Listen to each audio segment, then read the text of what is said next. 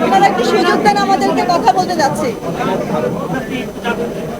বরবাদ এত ভালো যাচ্ছে, ইনশাআল্লাহ শাকিব ভাই যে স্বপ্ন ছিল 100 কোটি টাকার 100 কোটির ঘরে আমরা যাব, ইনশাআল্লাহ আমরা সেদিকেই এগোচ্ছি। আর শুধু 100 কোটি না, 100 কোটি বেশিও করবে বরবাদ। বরবাদ পুরো দুনিয়াতে বরবাদ করে দিচ্ছে সবকিছুতে। আপনারা ইউএসএ দেখেন, ইটালিতে দেখেন, সামনে আরো অনেকগুলো কান্ট্রিতে রিলিজ হচ্ছে। আপনারা চোখ রাখুন, আপনারা দেখলেই বুঝতে পারবেন যে বরবাদ আসলে কি করছে। পুরো পুরো পৃথিবীতে বরবাদ আমাদের অনেক, বাংলাদেশের জন্য অনেক বড় একটা নিদর্শন রেখে গেল বাংলাদেশ সিনেমা ইন্ডাস্ট্রিতে। আর শাকিব ভাইকে তো মানে আমি ধন্যবাদ জানিয়ে আসলে কিছু মানে ছোট করবো না। শাকিব ভাইয়ের সিনেমা এটা এই যাবৎকালে সবচেয়ে বড় সিনেমা আমার কাছে, আমরা যতটুকু জানি এখন পর্যন্ত। তো আমি বেশি কথা বলবো না, আমি বাকিটুকু শাকিব ভাইকে বলবো বলার জন্য।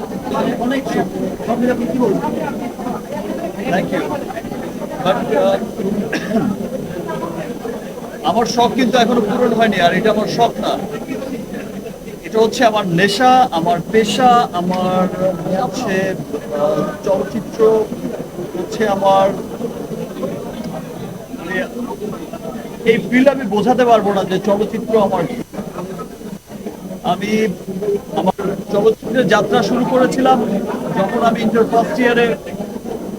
ফার্স্ট ইয়ারের স্টুডেন্ট। এসেছিলাম 3 মাসের জন্য, হয়ে গেছে 25 বছর।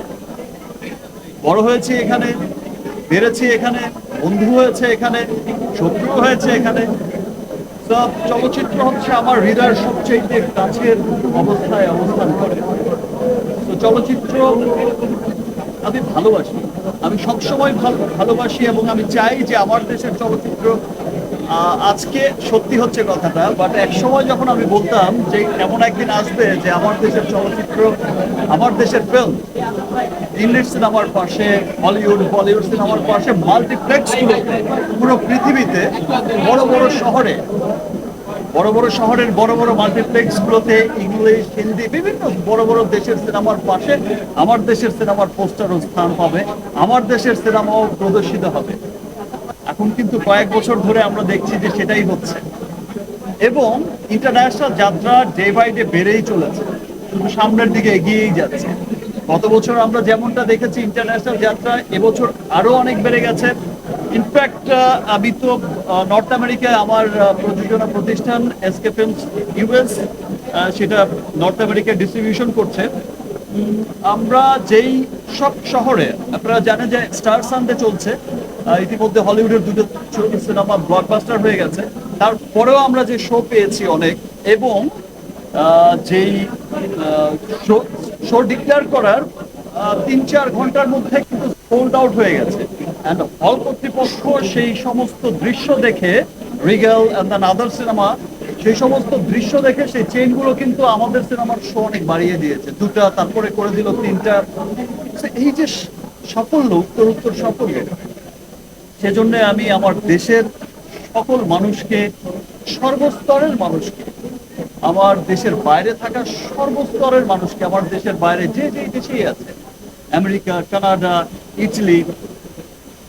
আজকে আমরা ইটালির দৃশ্য আমি দেখেছি, আমাকে যখন একজন জার্নালিস্ট পাঠিয়েছে ইটালির ভিডিও, আর আমি ভেবেছি মধুমিতা সিনেমা বা সাভার সেনা অডিটোরিয়াম বা কোনো একটা আমাদের দেশের কোনো একটা চিত্র।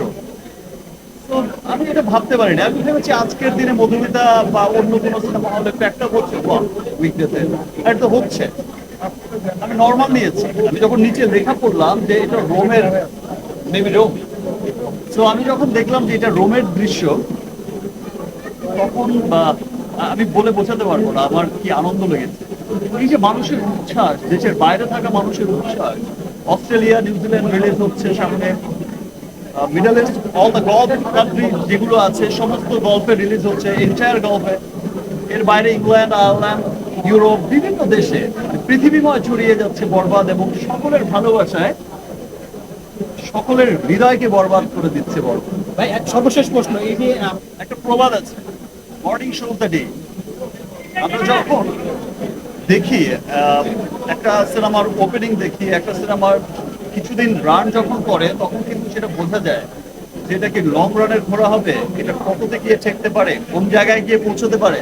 আর আরেকটা কথা বলে যাই, আপনারা অনেকেই হয়তো ভাবছেন যে বরবাদ হচ্ছে লাস্ট ফিল্ম, যেটা হচ্ছে 100 কোটিতে গিয়ে পৌঁছবে, বাট আই থিঙ্ক যে এটা হচ্ছে মানে শুরু হলো, এটা শেষ না, এটা শুরু হলো। যে আজ থেকে গত বছর আমরা তুফান দেখেছি, তুফান যে পরিমাণে বিজনেস করেছে, এবছর আমরা বরবাদ দেখছি, তার চাইতেও আরো ভালো বিজনেস করছে। আগামীতেও যে সিনেমাগুলো আসবে ইনশাআল্লাহ সেই সিনেমাগুলো তার চাইতেও আরো অনেক বড় বিজনেস করবে। আমি আপনারা একটা বিষয় লক্ষ্য করলে আমাদের পার্শ্ববর্তী দেশেই দেখবেন যে তাদের বড় ইন্ডাস্ট্রিতে এক সপ্তাহে 100 কোটি টাকা সেল হয়েছিল, সেটা ছিল তাদের কাছে বিরাট বড় ব্যাপার তৎকালীন সময়, এবং তারা খুব এক্সাইটেড ছিল এই 100 কোটি টাকার সেল নিয়ে। বাট যারা হচ্ছে মেকার ছিলেন, যারা হচ্ছে 100 কোটির ক্লাবে নিয়ে গেছেন, তাদের টার্গেট কিন্তু সেই 100 কোটি ছিল না, তাদের টার্গেট 1000 কোটি ছিল। এখন দেখা যায় যে আমাদের পার্শ্ববর্তী দেশের সিনেমা, বড় সিনেমাগুলো 1000 কোটি ক্লাবে না পৌঁছলে তারা সুপারহিট ডিক্লারই করে না, তাদের টার্গেটই। সো আমাদের শুরু হয়েছে, then আমাদের দেশের মানুষ, আমাদের দেশের সর্বস্তরের মানুষ, এবার আমি আমার দেশের সর্বস্তরের মানুষকে ধন্যবাদ জানাবো আবারও, বিকজ এবার আমি যখন শুটিং করছিলাম, আমি যখন শুটিং করছিলাম এই কিছুদিন আগে, এই কয়েকদিন আগে আমাকে কিছু মানুষ এসে যখন বললো, তারা সিনেমার কোর মানুষ, তারা যখন এসে বললো যে দিস ইজ দ্য ফিল্ম যেটা গুলশান থেকে গুলিস্তান সবাই দেখছে। প্রথম কথাটা বুঝিনি, গুলশান আর গুলিস্তান কোথায়? দুই জায়গায় তো সিনেমা হল নেই, গুলশানও সিনেমা হল নেই, গুলিস্তানও সিনেমা হল নেই। ভাই ব্যাপারটা ওই রকম না, মানে গুলশান টু গুলিস্তান মানে সব শ্রেণীর মানুষ। সেটা যেমন আপার ক্লাস যেটা বলছে তারা, গুলশান মিন্স আপার ক্লাস বোঝাতে চেয়েছে, আর গুলিস্তান মিন্স একটু সাধারণ মানুষকে বোঝাতে চেয়েছে, আমাদের মতো নর্মাল পিপলকে। সো বলছে যে গুলশান টু গুলিস্তান সর্বস্তরের মানুষ দেখছে, এবং যে চিত্র আমি দেখেছি মাল্টিপ্লেক্স গুলোতে, যে চিত্র আমি দেখেছি সিঙ্গেল স্ক্রিন গুলোতে, এই ভালোবাসা অব্যাহত থাকলে, এবং যে চিত্র আমরা দেখছি দেশের বাইরে যেখানেই যাচ্ছে সেখানেই কিন্তু বরবাদ জোয়ার বয়ে, মানে ভালোবাসায় সবাইকে বরবাদ করে দিচ্ছে। এই ভালোবাসা অব্যাহত থাকলে দেশ বিদেশের বাঙালিদের মধ্যে, বাংলাদেশিদের মধ্যে ইনশাল্লাহ আমরা এই 100 কোটির ক্লাব কোনো একদিন আমরা বলবো যে ভাই 1000 কোটিতে তো পৌঁছে গেছে ইনশাল্লাহ। সেটা ঠিক। প্রিয়তমা ছাড়িয়ে বরবাদকে ছাড়িয়ে সবার সময় কি করে আমরা তো আশা তো করি যে ছাড়িয়ে যাবে, এবং এই যে বরবাদ প্রডিউসার এন্ড ডিরেক্টর এই টিম কিন্তু এখন এমন সিনেমা প্ল্যান করছে যে সিনেমার কাছে বরবাদ কেউ ছোট সিনেমা মনে হবে। Look, আমি কত নাম্বার নায়ক আমি সেই বিচার কখনো করিনি আমার জীবনের শুরু থেকে আজ পর্যন্ত, আমি কখনো নাম্বার নিয়ে চিন্তিত না। আমি কাজ করে যাই আমার দেশের মানুষের জন্য, আমি কাজ করে যাই যারা আমাকে ভালোবাসে, মন থেকে ভালোবাসে, যারা আমার সব সময় আমার সুখে দুঃখে আমার পাশে সব সময় থাকে।